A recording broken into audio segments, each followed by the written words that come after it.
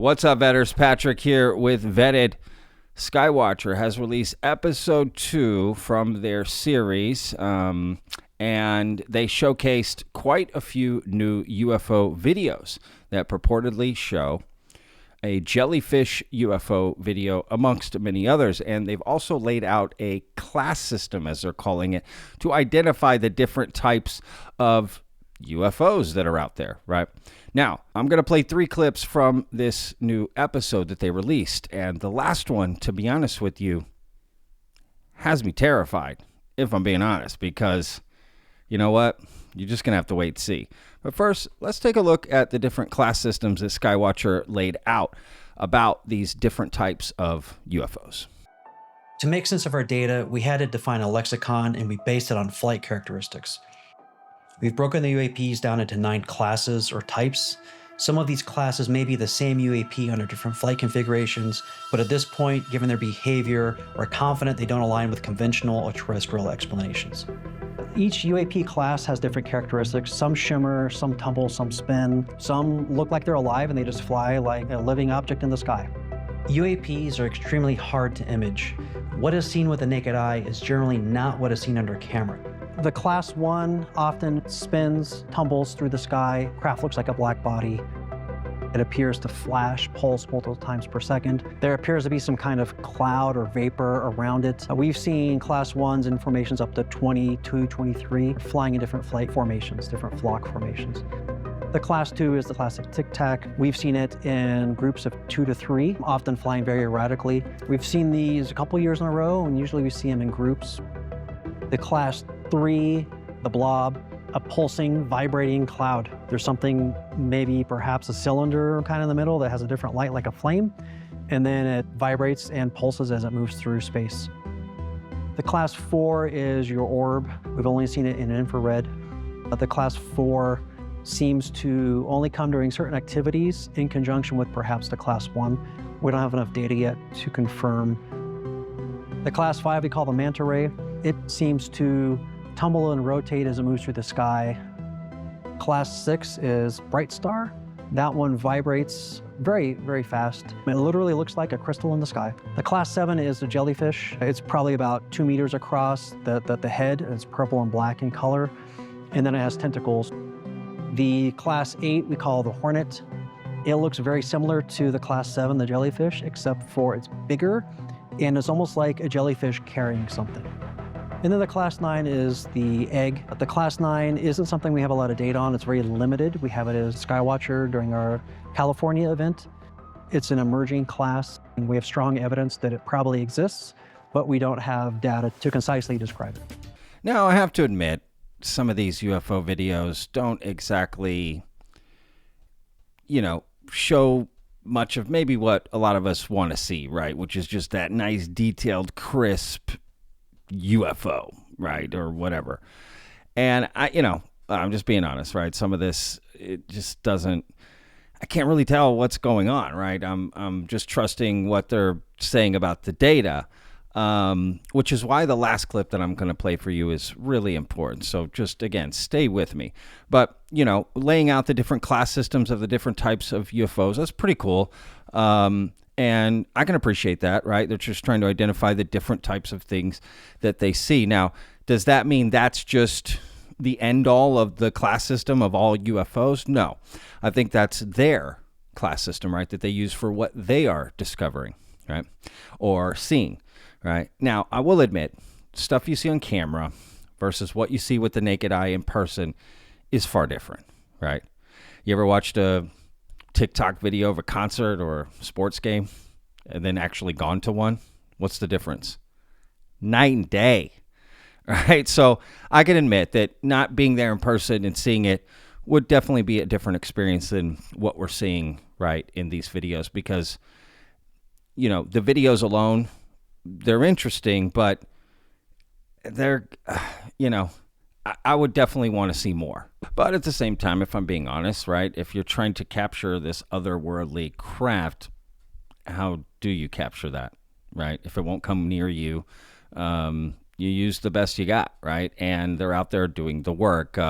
But, look, I'm just saying what a lot of people are probably going to say, right? That's doesn't look like anything. Can't really tell what's going on, right?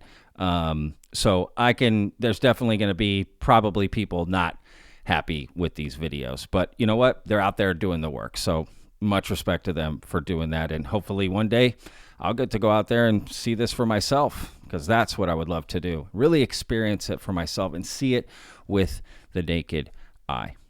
Now, let's move on to the next clip, because famously, last year in January, so January 2024, Jeremy Corbell released this very famous jellyfish UFO video. Remember this? Investigative UFO journalists Jeremy Corbell and George Knapp obtained the military-filmed UAP incursion.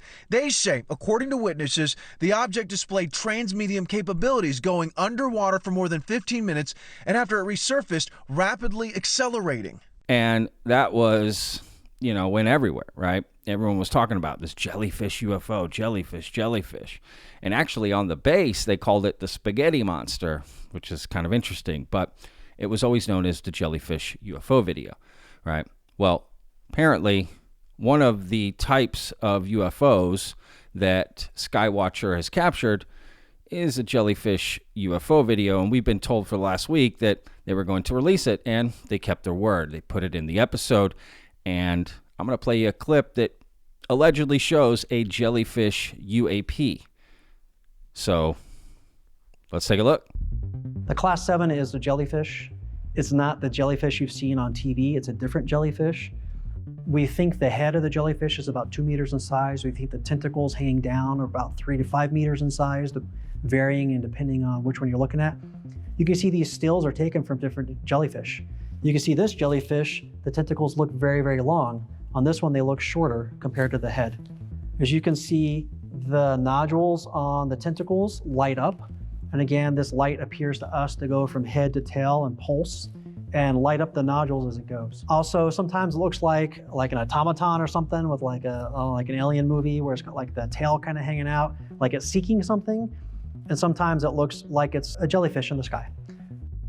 It seems to undulate as it moves. We have seen these take direct flight paths.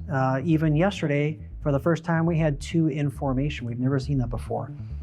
We chased down one of those 2, and it deviated its flight path as we approximated, and then it elevated directly straight up, as in directly vertical. So the Class 7 is very hard to image, and at distance, it looks very similar to the Class 6 and also the Class 8 at distance. So what you're going to see is it's kind of, I'll call it swimming in through the sky. There aren't a lot of exotic colors. There is reflectivity, but that color you see right there is very akin to the Class 6 when it's not emitting high energy or whatever it's doing. So when it's not vibrating. So we don't know what that means.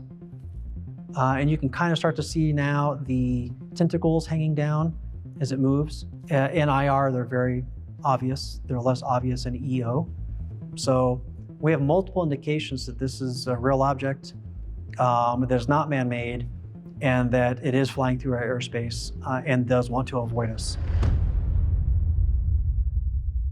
And again, I'll admit that the jellyfish video, this new one here from Skywatcher, just at first glance, is not really all that enticing. But the way they captured it, some of the data, the way they're describing it, seeing it in infrared, does add a little more substance to it, right? But just the video on its own, it's just nothing, right? It just doesn't really, it's just so hard to tell. Again, from the naked eye, I could understand how you might see it differently, but it's hard to tell what is going on. The IR footage is definitely the most, appealing, I guess is the right word, right? That one, you can see a structure. You can clearly see something there and something dangling off, but it does just look like one little thing, dangling off rather than multiple. So it's really just, again, it's just so hard to tell. And we call it a jellyfish because we say that's what it looks like, but that doesn't mean it's actually a jellyfish in the sky, right? It just makes me wonder, like, what if this is, non-human intelligence? Why are they flying around with some craft like that? Like, what? I don't get it. What is the point of that? But then again, I have no reference to go off of, so what do I know? But let me know what you think in the comments. Does that video do anything for you, right? It's clearly way different from the other jellyfish video that Jeremy Corbell shared, which you can clearly see shape and movement and what's going on. It's also hard to tell if the jellyfish moving in the video is actually moving or the camera is moving. Does that make sense? It makes it look like it's moving, so I can't really tell. Now, they do talk about how they're trying to stay with it, so it's sort of dropping down, which is also interesting, right? So I don't know, y'all. This is super, interesting just to see the work that they're doing. But I will say, again, like I said at the beginning, this last clip that I'm going to share for you is the one that I was most interested in, the one I found the most fascinating, and if I have to be honest, quite terrifying. We sent the helo out to intercept the Tic Tac, but the first attempt failed because our radar was being jammed by the Class 7 jellyfish. Where were we in the sky the first time you saw that? That was when we were 7 kilometers or so out to the northwest, 340 at that spot that we went to. And we kept trying to climb, and it wouldn't let us. Our helicopter launched, and about a half mile out, the helicopter stopped moving. Engines running, blades are turning, but it would not go forward, it would not go up, it would not go left or right, it was stuck there. So we're kind of, imagine like a blanket above us, and it's like pressing us down. So maybe we were in proximity to it. It was saying don't come any higher. Yeah, that's because that was when I told you guys elevate, right? Controls resisting you. That's fascinating. We were called out to intercept an object that was found on radar. We went to the location it was supposed to be at. We circled a couple times and were requested to climb another 1,000 feet. The instrumentation started to bounce and the collective basically was frozen. I've never experienced anything like that before. I've got over 4,000 hours of flight time, and this has never happened before. So we don't know how they're jamming us. We don't know how they're turning our equipment off yet. Best guess would be a microwave signal. We're not seeing it on the frequencies we're using for our collection equipment. Yeah, this is north, but it's not giving a reading at all. It's off. Either it's moving supersonic out of here with noiselessly, or it's flipping a switch and now you see me, now you don't. And I kind of feel like it's the second one. So let me recap this, right? So they sent a helicopter up to sort of go after this jellyfish. All of the gadgets start going up. Yeah, I call them gadgets, okay? All the gadgets in the helicopter just start not working, right? Essentially, to put it in layman's terms, right? Even their compasses aren't working, right, on the ground. But what's most terrifying about this is the helicopter is sort of, dare I say it, like frozen in place, right? It can't move. I mean, what are we talking about? That's absolutely insane. They describe it as some sort of blanket over it, right? That is terrifying, right? And you have that pilot saying he's never seen anything like that, right? Now, I do have a few questions. One, the blades are still moving. So why wasn't that stopped? But the movement of the entire craft couldn't go? That's kind of interesting. Whatever this blanket was on top, wouldn't that stop the blades too, or the rotor? So I don't know. What could keep just the whole mass, but the blades can keep moving from moving? Does that make sense? Like, how does that work exactly? Again, I'm not a scientist. I'm not very smart. I have no idea, but that's just my first thought. Now, the second thought I had about this is, one, I would have shit my pants if I was in that helicopter and that happened and the pilot's like freaking out, right? Helicopter rides are really make me uneasy. I've been in a couple of helicopters and it's quite a interesting, ride. Let's put it that way.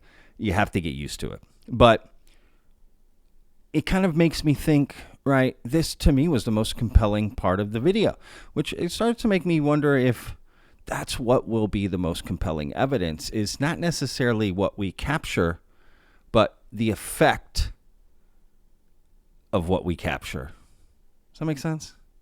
The effects, things like the chopper or the compass or these other things that are easier to sort of get as evidence or data. If this NHI craft or crafts are so elusive, hard to capture, hard to come up close, and they even stop helicopters, that may be some of the best evidence, to be honest with you. And I would focus on that if I was Skywatcher, right?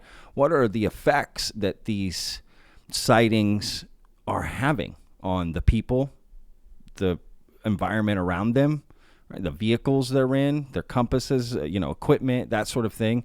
And I do find that quite compelling. Again, if I was in that chopper and that happened, I would be terrified. So anyway, I'm going to put a full link, a link to the full video in the description. Please go watch it. It's about 30 minutes. Well worth the time. It's a great episode. The production quality is top notch, so it makes it well worth sitting through, to be honest with you. I know some people will say, oh, you're just making it like a movie and this. I mean, that's fine. That's your opinion. I personally disagree. I don't mind them putting some production behind it and make it, somewhat entertaining while I watch it. It can be both, right? Why does it have to be boring, right? So go ahead, give me a show. I don't mind. I can still sift through it. I'm a grown person. I can sift through it myself, right?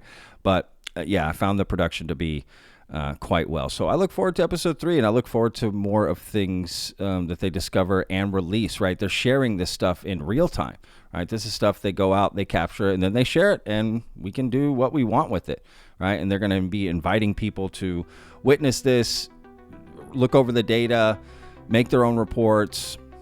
Yeah, I completely support that part of it, right? And we can decide for ourselves what we think of it.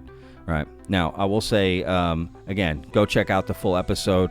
There's a lot more a ton that I did not even cover in this video. So I'll leave that as a surprise for you.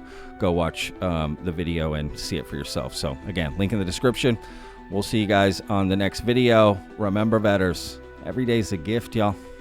Peace.